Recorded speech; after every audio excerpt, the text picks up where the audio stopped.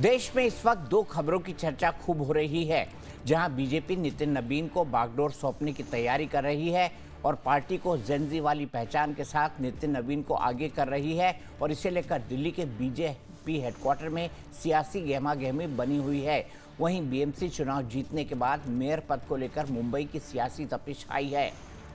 क्या कुछ हुआ है ये हम आपको बताएंगे। किस तरीके से राम कदम ने असदुद्दीन ओवैसी पर हमला किया है ये भी हम आपको बताएंगे। लेकिन आइए सबसे पहले देख लेते हैं कि क्या अभी तक की सबसे बड़ी खबर है। अभी तक की सबसे बड़ी खबर ये है कि राम कदम ने हमारे सहयोगी के साथ इंटरव्यू में ये कहा है कि असदुद्दीन ओवैसी का जीतना खतरे की घंटी है। और ये खतरे की घंटी क्यों है इसको भी राम कदम ने समझाया है, जिसको हम आपको समझाने की कोशिश करेंगे।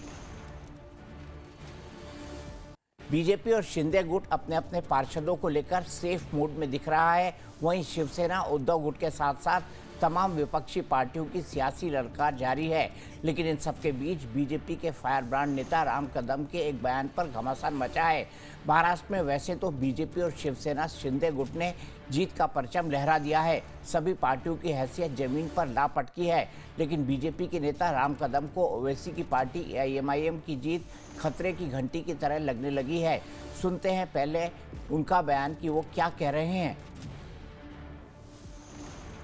ये हर दल को अपने दल का प्रचार करने का अधिकार है, पर कुछ दल यहां रहकर के पाकिस्तान की जयकारा करें, कुछ लोग यहां रहकर के पाकिस्तान जिंदा, पाकिस्तान की क्रिकेट टीम जीतने के बाद फटाके फोड़े और वो लोग अगर ओवैसी को वोट दे तो ये देश के लिए खतरे की घंटा है। इस पर हम सभी दलों को मिलकर के हमें सोचना होगा कि इस प्रकार की ताकतें अगर बढ़ी जो पाकिस्तान की जयकारा करने वाली है तो हमें कहीं ना कहीं मिलकर के इसे रोकना होगा। बीजेपी नेता का दावा है कि पाकिस्तान की जीत पर पटाखे फोड़ने वाले अगर ओवैसी को वोट देकर जिता रहे हैं तो ये देश के लिए खतरे की घंटी है। साथ ही उन्होंने कहा कि सभी दलों को इसके बारे में कुछ करना पड़ेगा। आखिर बीजेपी नेता क्या इशारा कर रहे हैं? क्या एआईएमआईएम की जीत देश के लिए खतरे की घंटी है? साथ ही वैसी पार्टियों के लिए भी खतरे की घंटी है जिन्हें अभी तक मुस्लिमों का वोट मिलता रहा है, लेकिन पिछले कुछ सालों में मुस्लिम वोट पैटर्न में बड़ा बदलाव दिख रहा है और भारी संख्या में मुस्लिम वोटर्स, खासकर युवा मुस्लिम वोटर्स का झुकाव एआईएमआईएम की तरफ बढ़ा है। आखिर बीजेपी नेता के इस बयान के क्या मायने हो सकते हैं? असदुद्दीन ओवैसी और अकबरुद्दीन ओवैसी हिंदू और मुसलमानों के बीच में विवाद पैदा करने की कोशिश करते हैं, भड़काऊ भाषण देते हैं। हमारे नेता एकनाथ शिंदे जी ने कहा है कि ये देश के लिए खतरा है और ऐसे लोग जो देश में हिंदू मुसलमान करते हैं ये समाज के लिए भी खतरा है। किसी चुनाव में ओवैसी की पार्टी के जीतने से किसे खतरा है? खतरे की घंटी क्या है? इसके कई मायने हो सकते हैं, लेकिन राजनीतिक तौर पर देखा जाए तो ओवैसी की पार्टी का दायरा लगातार बढ़ता ही दिख रहा है। असदुद्दीन ओवैसी के नेतृत्व वाली अखिल भारतीय मजलिस-ए-इत्तेहादुल मुस्लिमीन यानी एआईएमआईएम लंबे समय से हैदराबाद के पुराने शहर तक ही सीमित थी। पार्टी अब अपने पारंपरिक आधार से आगे बढ़कर कई राज्यों में मुस्लिम राजनीतिक शक्ति के रूप में उभर रही है। महाराष्ट्र के नगर निगम चुनाव में इसके हालिया प्रदर्शन ने सबको चौंका दिया है। ओवैसी की पार्टी ने महाराष्ट्र के नगर निगमों में 125 पार्षद सीटों पर जीत हासिल की है और इस प्रदर्शन ने पार्टी को राष्ट्रीय लेवल पर सुर्खियों में ला दिया है। इस रिजल्ट से ये क्लियर होता है कि सीमित उपस्थिति भी कितनी व्यापक राजनीतिक हलचल पैदा कर सकती है। जिस तरीके से मुंबई और इन सब शहरों की डेमोग्राफी चेंज करने की कोशिश ये जिहादियों के माध्यम से हो रही थी, जिसका अनुभव सिर्फ हमारे इंटरव्यू में नहीं, हमारे स्टेटमेंट से नहीं, मगर आम मुंबई कर ले रहे थे, वो शहर के नागरिक ले रहे थे। आजू बाजू में जो कुछ चल रहा है, जिस तरीके से जिहाद के नाम पे हिंदुओं की जनसंख्या कम की जा रही है, बांग्लादेशी और रोहिंगे मुसलमान जो इस मुंबई जैसे शहरों में उनकी तादाद बढ़ती जा रही है और ये सब के बारे में एक गुस्सा मुंबईकरों के दिल में था। मुंबईकर इसके बारे में बेचैन थे और मुझे लगता है उसका ही रिफ्लेक्शन चुनावी के रिजल्ट के आंकड़ों में आ चुका है। आखिर में मुंबई का डीएनए ये हिंदुत्व का है और कोई भी अगर हमारे इस मुंबई को जिहाद के नाम पे अगर इसका रंग बदलने की अगर कोशिश कर रहा होगा तो मुंबईकरों ने, राष्ट्रभक्त मुंबईकरों ने, हिंदुत्व विचार के मुंबईकरों ने कड़ाई से कड़ा जवाब इलेक्शन वोटिंग के माध्यम से दे दिया है। बीजेपी नेता जो सवाल उठा रहे हैं उसके कई मायने हो सकते हैं। मुस्लिम आबादी कई राज्यों में तेजी से बढ़ी है। महाराष्ट्र से लेकर बंगाल, असम, बिहार की डेमोग्राफी मुस्लिम आबादी की वजह से बदलने के आरोप लगते रहे हैं। बीजेपी नेता क्या इस बात को कहना चाहते हैं कि महाराष्ट्र में भी डेमोग्राफी चेंज हो रही है और बढ़ती मुस्लिम आबादी का फ़ायदा एआईएमआईएम को मिल रहा है और यही खतरे की घंटी है? लेकिन ऐसे दावे करने वाले क्या सबूत पेश कर पाते हैं, ये बड़ा सवाल है। महाराष्ट्र नगरपालिका में जहां एआईएमआईएम के प्रदर्शन को लेकर सियासी बहस हो रही है, वहीं पार्टी के बढ़ते दायरे को भी देख सकते हैं। तेलंगाना में एआईएमआईएम के 7 विधायक, 2 एमएलसी और 67 नगर पार्षद और 70 पार्षद हैं। तेलंगाना के बाहर पार्टी के बिहार में 5 विधायक है और पार्टी दूसरे शहरी क्षेत्रों में अपना आधार मजबूत कर रही है। वर्तमान में देखा जाए तो ओवैसी की पार्टी के पास 1 सांसद हैं जो वो खुद हैं, 13 विधायक हैं, 2 एमएलसी हैं, साथ ही महाराष्ट्र में 125 पार्षद भी अब जुड़ चुके हैं। 2014 के बाद बीजेपी के विस्तार के साथ साथ एआईएमआईएम का उदय हुआ था। अक्सर दोनों के बीच ऐसे संबंध बने हैं जो चुनावी समीकरणों को नया बना देते हैं। 2025 के दिल्ली विधानसभा चुनाव में एआईएमआईएम अपना खाता खोलने में असफल रही, लेकिन मुस्तफाबाद में 33,474 वोट हासिल किए, जहां लगभग 40% मुस्लिम आबादी है। उत्तर प्रदेश के 2022 के विधानसभा चुनाव में भी ऐसा ही पैटर्न देखने को मिला था, जहां एआईएमआईएम ने चुनिंदा रूप से चुनाव लड़ा, सपा के वोट को काटा और उसका फायदा बीजेपी को मिला। तो क्या माना जाए कि यूपी 2027 के चुनाव में भी अखिलेश यादव का रथ फिर से ओवैसी रोकेंगे? सिर्फ उत्तर प्रदेश ही नहीं बल्कि अगला निशाना बंगाल है, असम भी होगा। बंगाल में जहां टीएमसी के लिए वो परेशानी का सबब बन सकते हैं, तो असम में अन्य पार्टियों के लिए मतलब साफ है कि ओवैसी की पार्टी की जीत का मतलब है बाकी पार्टियों से मुस्लिम वोटों का खिसकना, और इसका सबसे ज़्यादा नुकसान कांग्रेस, सपा, टीएमसी जैसी पार्टियों को हो सकता है। बिहार में थोड़ा नुकसान आरजेडी का ओवैसी कर चुके हैं।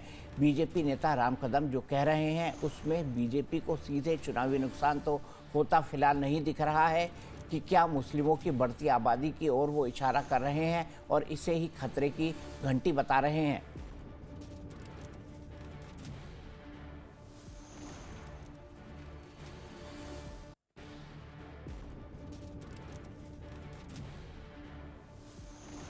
तो इसी पर बात करने के लिए मेरे साथ 3 खास मेहमान जुड़ेंगे। मेरे साथ अनंत अमित जी जुड़ चुके हैं जो कि भारतीय जनता पार्टी के राष्ट्रीय प्रवक्ता है, मोहम्मद नफीस अंसारी हैं जो कि एआईएमआईएम के नेता हैं, और मेरे साथ थोड़ी देर में राहुल महाजन जी जुड़ेंगे जो कि वरिष्ठ पत्रकार हैं। नफीस जी, सबसे पहले मैं आपसे जानना चाहूँगा, आपका जीतना मतलब खतरे की घंटी ये राम कदम कह रहे हैं? थैंक यू सो मच दीपक चौरसिया जी, मुझे अपने शो में इनवाइट करने के लिए। देखिए, महाराष्ट्र में जो परिणाम आए, जनता ने जिसको भी चुना है, जिसको भी ठुकराया है, इसका सम्मान ना विपक्ष कर पा रहा है ना सत्ताधारी पार्टी कर पा रही है। कांग्रेस के भी पेट में दर्द हो रही है, बीजेपी के भी पेट में दर्द हो रही है। राम कदम जी जो खतरे की घंटी बता रहे हैं, ये तो कोई समझ भी नहीं पा रहा है। ये लोग, इनको अपना मेंटल हॉस्पिटल में इलाज करना चाहिए, नीतीश राणे को भी, राम कदम को भी। अगर देश की जनता को यह लगता है कि एक पार्टी उनके लिए उम्मीद बनकर उभरी है, तो वो क्यों ना वोट करे उनको। और हमने कहां जिहाद की बात की है पूरे मुंबई के इलेक्शन में? हम बिहार में जीते तो सीमांचल के विकास पर जीते, तेलंगाना और हैदराबाद में जीते तो ग्राउंड वर्क के बुनियाद पर जीते, और हम महाराष्ट्र और मुंबई में भी जीते तो ग्राउंड वर्क की बुनियाद पर जीते हैं। हमने लोगों को भरोसा दिलाया कि हम साफ सफाई करेंगे, पानी का काम करेंगे, स्कूल कॉलेज हॉस्पिटल बनाएंगे, आपके न्याय की लड़ाई लड़ेंगे। इन तमाम मुद्दों को छोड़कर हम पर कहना है कि हम जिहाद के लिए जीते हैं, तो भैया जिहाद की बातें ना मीडिया वालों ने सुनी है, ना हमने सुनी, ना किसी और ने सुनी है। तो इनका पेट में दर्द मुझे समझ में नहीं आता। देश के 140 करोड़ लोगों को देखना चाहिए कि एमआईएम के जितने से जितना प्रॉब्लम कांग्रेस को है उतना ही शिवसेना और बीजेपी को भी है। क्यों? क्योंकि उनको मालूम है एमआईएम जीतेगी तो एमआईएम स्कूल, कॉलेज, हॉस्पिटल बनवाएगी, और ये अगर जीतेंगे तो कहेंगे मुसलमानों की आबादी बढ़ रही। अरे भैया, आज टीआरएस क्या है, टीएफआर रेट कितना है? आज 1:2 या 2:1 है, यानी हर औरत 2 ही बच्चे पैदा कर रही, तो मुसलमानों का आबादी कैसे बढ़ गया? इनको कुछ चीज की समझ नहीं है, ना ये लोग पढ़ाई करते हैं, ना न्यूज देखते हैं, ना इनको साइंस का पता है। इनको एक ही चीज पता है कि हिंदू और मुसलमान में उलझा दो, और पीछे से चाइना कभी अरुणाचल प्रदेश को क्लेम कर दे, कभी शहजाम रैली को वैल्यू क्लेम कर दे, और इनके पास कोई जवाब ही नहीं है। हम कहते हैं देश को इस वक्त एकता की जरूरत है, और भारत का जो भी नेता कोई ऐसा भड़काऊ बयान देता है जिससे देश की एकता और अखंडता खराब हो, उस पर एनएसए और यूएपीए लगना चाहिए, क्योंकि चाइना यही तो चाहता है हिंदू मुसलमान आपस में लड़े और वो पीछे से देश में कब्जा करना शुरू कर दे। नफीस अंसारी जी, आपका वक्त खत्म हुआ, 60 सेकंड का वक्त हम देते हैं। मैं सीधे अब अनंत अमित जी के पास चलता हूं। अनंत अमित जी, वो कह रहे हैं कि हम तो उम्मीद बनकर उभरे हैं, हम खतरे की घंटी बिल्कुल नहीं है। देखिए दीपक जी, लोकतंत्र में सभी को आजादी है अपने अपने तरीके से चुनाव लड़ने का, और लोकतंत्र में लोग लड़ते भी है। लेकिन आज मैं पुनः कहता हूं, एक रहोगे नेक रहोगे। आज जिस तरीके से हैदराबाद से निकलकर एक पार्टी गुजरात में चुनाव जीत रही है, महाराष्ट्र में जीत रही है, बिहार में जीत रही है, और बिना विकास के मुद्दों पर ना नौकरी की बात करती है, ना विकास की बात करती है, सिर्फ तुष्टिकरण की राजनीति की बात करती है, तो आज हिंदुस्तान के लोगों को यह समझने की जरूरत है। और हिंदुस्तान में जिस तरीके से डेमोग्राफी चेंज होने की बात हम प्रारंभ से कर रहे हैं, हम सदन से लेकर सड़क तक पे ये बात कह रहे हैं, पूरे प्रदेशों में घूम के कह रहे हैं, तो निश्चित तौर पे आज हिंदुस्तान के तमाम जनता को ये सोचने की जरूरत है, एक रहोगे तो नेक रहोगे, एक रहोगे तो सेफ रहोगे। और जिस तरीके से तुष्टिकरण की राजनीति करने वाले लोग हैं, और हमारे मित्र जिस तरीके से एनएसए लगाने की बात कर रहे हैं, तो पहला काम तो इनके दोनों नेताओं पर लगना चाहिए, जो कभी 5 मिनट का मांगते हैं, कभी 15 मिनट का। ये क्यों ऐसे मांगते हैं? अरे हिंदुस्तान एक है, एक था, एक रहेगा। लेकिन आपके तुष्टिकरण की राजनीति करने के लिए, सिर्फ धर्म की राजनीति करने के लिए, तो ये हिंदुस्तान की जनता ये जान चुकी है। निश्चित तौर पे लोकतंत्र है, लोकतंत्र यही हमारा डेमोक्रेसी की सुंदरता है। चुनाव लड़ना ये आपका हक है, लड़िए। लेकिन हम सड़क से लेकर सदन तक में जनता को ये बताएंगे कि ये लोग कैसे तुष्टिकरण की राजनीति करते हैं और कैसे भ्रमित करते हैं। इस भ्रम के जाल में नहीं फंसना है, और आगे आने वाले चुनाव में हम और भी मेहनत करेंगे, जिससे कि हम ज्यादा से ज्यादा सीट जीते, और ऐसे लोगों को, डेमोग्राफी चेंज करने वाले लोगों को, मजहब की राजनीति करने वाले लोगों को, तुष्टिकरण की राजनीति करने वालों को हम पर्दाफाश करेंगे, और देश की जनता इस बात को जानेगी। ठीक है, तुष्टिकरण की राजनीति करते हैं नफीस जी, और ना केवल तुष्टिकरण की राजनीति करते हैं, बल्कि आप लोग क्या करते हैं, आप लोग कहते हैं कि बुर्के वाली पीएम बनेगी, बुर्के वाली मेयर बनेगी। तो ये तो साफ साफ डिवीजन वाली बात है, ये तो साफ साफ हिंदू और मुसलमानों को लड़ाने वाली बात है। नफीस अंसारी जी, 60 सेकंड का समय ध्यान रखिएगा। देखिए, बीजेपी और एमआईएम में बहुत क्लियर फर्क है। जब एमआईएम और एमआईएम के राष्ट्रीय अध्यक्ष कहते हैं कि बुर्के वाली को हम पीएम या सीएम बनते हुए देखना चाहते हैं, तब हम ये नहीं कहते कि हम हिंदू को बनने नहीं देंगे। लेकिन बीजेपी कहती है कि हिंदू ही बनेगा। तो ये कट्टर पार्टी, आप भी तो कह रहे मुस्लिम ही बनेगा, आप भी कह रहे मुस्लिम ही बनेगा, बुर्के वाली तो मुस्लिम होगी ना, हिंदू थोड़ी होगी। मंदिर के बुनियाद पर जीती। आज देश के प्राइम मिनिस्टर कहते थे गुजरात में कि कब्रिस्तान चाहिए कि बताओ शमशान चाहिए, वो हमें सिखाएंगे। हम एमआईएम वाले कहते हैं कि बच्चों को पढ़ाएंगे, शिक्षा देंगे, रोजगार देंगे, नाली साफ करेंगे, घर साफ करेंगे, हर वो कुछ करेंगे जो आज की जनता को जरूरत है। और ये हमें कट्टरता की पाठ पढ़ा रहे। अरे आपने 15 साल में क्या किया है? 15 लाख आपने नहीं दिया, गैस सस्ता नहीं किया, तेल सस्ता नहीं किया, रोजगार लोगों के पास नहीं है। आज हिंदू मुस्लिम में झगड़ा लगने की स्थिति पैदा हुई हर जगह। आइला मोहम्मद पर आपको ऑब्जेक्शन, मुसलमानों को नमाज पढ़ने पर आ गए, अब आप आ गए। आई लव मोहम्मद, मुसलमान, नमाज आ गए। अब आप अपने रंग में आ गए नफीस अंसारी जी।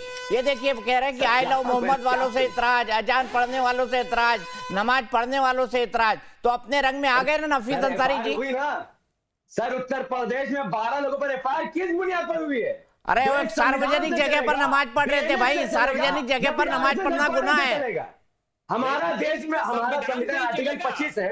अरे हम देश संविधान से ही चलेगा। सर आप कहां मान रहे हैं? तो संविधान की बुराई हम देखो, संविधान के असली निर्माता के चलेगा। हमारा संविधान के नमाज पढ़े, हम पूजा करें। नफीस जी एक के ऊपर एक नहीं, नफीस जी एक के ऊपर एक नहीं, नफीस जी मैं आपको पूरा वक्त दूंगा, एक के ऊपर एक नहीं, प्लीज एक के ऊपर एक नहीं। अनंत अमित जी आप जवाब दीजिए, फिर नफीस जी के पास जाएंगे। देखिए दीपक जी, जिस तरीके से नफीस भाई कह रहे हैं, अंसारी साहब जिस तरीके से कह रहे हैं, ये साफ दर्शाता है कि सिर्फ और सिर्फ इनकी पार्टी का एक लक्ष्य है तुष्टीकरण की राजनीति करना। एक धर्म क्या, एक मजहब की राजनीति करते हैं। इनका कोई एजेंडा नहीं है, सिर्फ एक एजेंडा है, तुष्टीकरण की राजनीति करना। इनके नेता जिस तरीके से बयान देते हैं, जिस तरीके से बात करते हैं, ये हिंदुस्तान की जनता भी जानती है। हम तो आपसे कह रहे हैं कि हम लोगों के बीच में जाएंगे, लोगों को जागरूक करेंगे और लोगों को बताएंगे कि ऐसे लोगों ने किस तरीके से राजनीति, लोकतंत्र को की सुंदरता को कैसे खराब करने का काम किया। आप उत्तर प्रदेश की बात कर रहे हैं साहब, हम आज भी कह रहे हैं इस देश में संविधान के तहत ही सरकार चल रही है और संविधान के तहत ही हम काम कर रहे हैं। हमारे 18 राज्यों में हमारी सरकार है, केंद्र में हमारी सरकार है। हम संविधान के निर्माता अंबेडकर साहब के नेतृत्व में जिस तरीके से उन्होंने बनाया उसी के तहत काम करते हैं, चाहे कहीं भी, चाहे उत्तर प्रदेश की बात आप कर रहे थे, और संविधान के तहत ही देश चल रहा है और चलता रहेगा। आपके तरह डेमोग्राफी चेंज करने से हमारे देश में अब लोगों ने जान चुके हैं, इसीलिए आपका अब लोगों से विश्वास आपका उठ चुका है, आपकी पार्टी के ऊपर से लोगों का, और आने वाले समय में आपको देखने को मिलेगा डेमोग्राफी चेंज। नफीस अंसारी जी, आप पर यही आरोप लगता है कि डेमोग्राफी को चेंज कर रहे हैं। आप हंस रहे हैं, आप बड़ी तेजी से हंस रहे हैं, कोई दिक्कत नहीं, हंसना अच्छा है, मुस्कुराना सेहत के लिए बहुत अच्छा है, लेकिन डेमोग्राफी चेंज ये आपके चुनाव और वोट बैंक के मूल में है। महिला सर इस देश की एक महिला या तो 2 बच्चे पैदा कर रही है, या तो 1 या तो 3, उससे ज्यादा नहीं है। देश की आबादी कहां बढ़ रही है? आरएसएस वाले या फिर बीजेपी वालों को ये सब समझ में नहीं आता, ये सब साइंटिफिक बात है। जहां तक इनकी बात है सेक्युलरिज्म की या सुनिए ना, कट्टरता की जहां तक आपने बात की है, हमारी पार्टी ये कहती है कि देश पाकिस्तान, चाइना और अमेरिका से भी ऊपर जाए। जहां पाकिस्तान में ये रूल है वहां कभी भी हिंदू पीएम नहीं बन सकता। हम कहते हैं कि हम पीएम बन के मुसलमान को दिखाएंगे, पाकिस्तान को धूल चटाएंगे। तो देश के 140 करोड़ जनता देख रही है कि पाकिस्तान से बीजेपी को कितना मोहब्बत है। असल से पाकिस्तान को रेल रहे हैं और दिक्कत पेड़ दर्द बीजेपी वालों को हो रही है। पता है बीजेपी वाले क्या करते हैं 10 सालों में, 14 सालों में? आपका सिर्फ काम है बलात्कारियों को बचाना। अंकिता भंडारी को बलात्कार किया गया, आप उनको सजा नहीं दिला पा रहे हैं। आसिफा का बलात्कार को तो आपके नेता, आपके मंत्री बीजेपी का रैलियां निकाल रहे हैं, भारत माता की जय बोल रहे बलात्कारी के समर्थन में। हम कहते हैं बलात्कार की एक ही सजा, सत्संग से जुदा। ये कानून बनना चाहिए देश में, ताकि कोई लड़की के ऊपर आंख उठाने से पहले एक इंसान डर जाए। हम तो देश को आगे बढ़ाने की बात कर रहे हैं, आप क्या बात कर रहे हैं बोलिए? देखिए कैसे भी आपके मुंह से सर तन से जुदा तो निकल ही गया ना, आपके मुंह से आखिरकार नफीस भाई सर तन से जुदा निकल ही गया। संदर्भ भले से कोई भी हो, लेकिन सर तन से जुदा तो निकल गया आपके मुंह से। ये आपका एजेंडा दिखाता है, ये आपका एजेंडा दिखाता है। इसके बिना वक्तव्य भी पूरा नहीं होता है ना। तरीके से बलात्कार की एक ही सजा, सर तन से जुदा। चाहे वो कोई भी बलात्कार करे, नेता करे, एमएलए करे, एमपी करे, पुलिस वाला करे, तो आपका वक्तव्य भी पूरा नहीं बनाइए। बिल्कुल बिल्कुल भाई, क्राइम के खिलाफ एकदम कट्टर है। लेकिन देश का 120 करोड़ सनातनी जाग चुका है, इस देश का 120 करोड़ सनातनी जाग चुका है। अब उसकी चिंता मत करिए। अंकिता भंडारी सनातनी नहीं है, ये नारा लग चुका है। और बताइए ना, बिल्कुल अंकिता भंडारी सनातनी नहीं है। अरे आप जब बांग्लादेश में आप बताइए सर। अच्छा, एक के ऊपर एक नहीं नफीस भाई, अब आनंद भाई को अपनी बात कंक्लूड करना है, उसके बाद मैं आगे बढ़ूंगा खबरों के सिलसिले में। आनंद भाई अपनी बात कंक्लूड करिए, नफीस जी एक दूसरे के बीच में नहीं प्लीज। आपको क्या दिक्कत है, आप उसको एलिब्रेट कीजिए, मैं आपका जवाब देता हूँ। तो उठ जाएंगे आज नहीं, आज लाइव डिबेट में दीपक चौरसिया साहब के नेतृत्व में इस बात का फैसला हो जाए कि अकबरुद्दीन ओवैसी साहब का बयान से आपको क्या आपत्ति है? आपको उस बयान में क्या आपत्ति है? 15 मिनट बिल्कुल 15 मिनट निकाल दीजिए, पुलिस वालों को हम बता देंगे। आपत्ति है ना भाई? धमकी दे रहे हैं आप साफ साफ, और क्या कर रहे हैं?